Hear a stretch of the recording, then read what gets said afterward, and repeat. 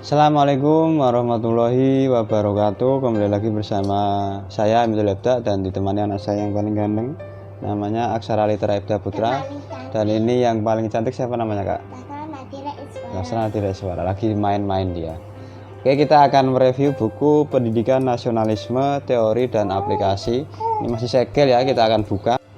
Nah, kita langsung ke biodata atau fisik buku ya. Judul lengkapnya adalah Pendidikan Nasionalisme, Konsep dan Aplikasi, Teori dan Aplikasi. Penulisnya Usman Mafrohin. Cetakan pertama Februari 2020. Tebalnya 13 kali 19 cm, 9 plus 93 halaman. Ada prakata dari Ketua PCNU Temanggung dan Ketua STNU Temanggung. Kemudian penerbitnya adalah CV Pilar Nusantara dan covernya seperti ini ya, bisa dilihat. Kertasnya book paper, belakangnya ini ada sinopsis kecil ya. Nah, jadi di dalam buku ini di sini juga ada ini ya, pembatas. Nah, jadi buku ini sebenarnya lahir dari riset penulis ketika menempuh studi, dan buku ini merupakan salah satu rujukan yang menurut saya sangat wajib dalam menulis atau meneliti tentang nasionalisme. Nah, di dalam buku penulis ini di dalamnya membahas beberapa kajian ya. Yang pertama, nasionalisme dan agama. Bagian 1, nasionalisme dan agama. Ya, ini banyak membahas tentang apa itu pengertian nasionalisme, sejarah nasionalisme, nasionalisme dan Pancasila, nasionalisme perspektif kiai dan santri, dan adalah warisan Nabi, nasionalisme Indonesia, Islam dan nasionalisme.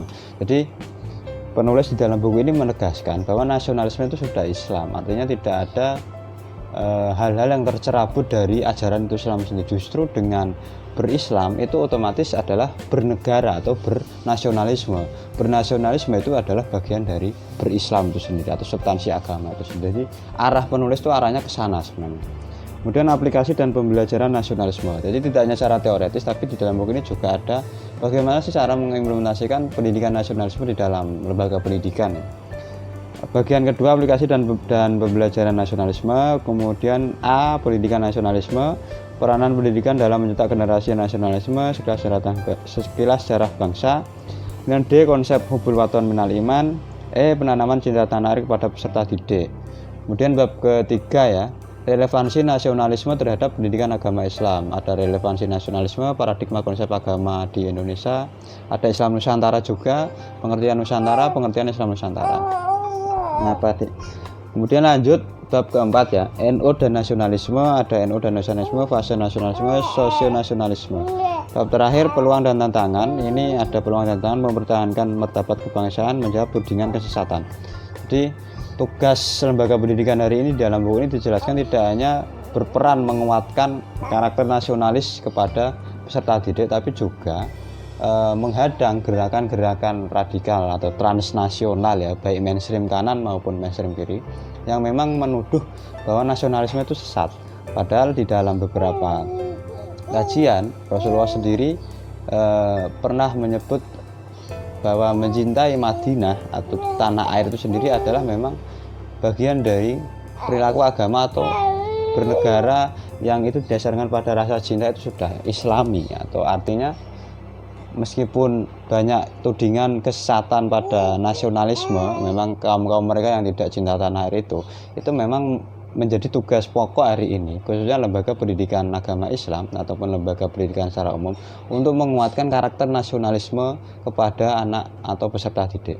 Di buku ini menawarkan konsep, teori ataupun kajian dan aplikasinya dalam menerapkan pendidikan nasionalisme di semua jenjang, baik itu di jenjang Dikdasmen ya, pendidikan dasar menengah, SDMI, SMP, MTS, SMA, MA, SMK, sampai perguruan tinggi. Karena hari ini banyak sekali organisasi-organisasi transnasional yang memang menyusup. Meskipun banyak organisasi yang dalam tanda kutip sudah dibubarkan pemerintah, namun ideologinya tetap berkeliaran. Ideologi yang memang mencerabut, menjadi bermental luar pagar, yang tidak memiliki spirit nasionalisme. Mereka hanya konservatif dan hanya ingin semuanya murni kembali ke Islam semua ya. Tidak mungkin bisa seperti itu. Nah, buku ini menghadirkan paradigma seperti itu, dan saya kira ini merupakan hal yang revolusioner yang perlu diapresiasi ya. Jadi itu untuk kekurangannya, saya kira karena ini konsep ya, jadi tulisannya pure di dalam, tidak ada gambar.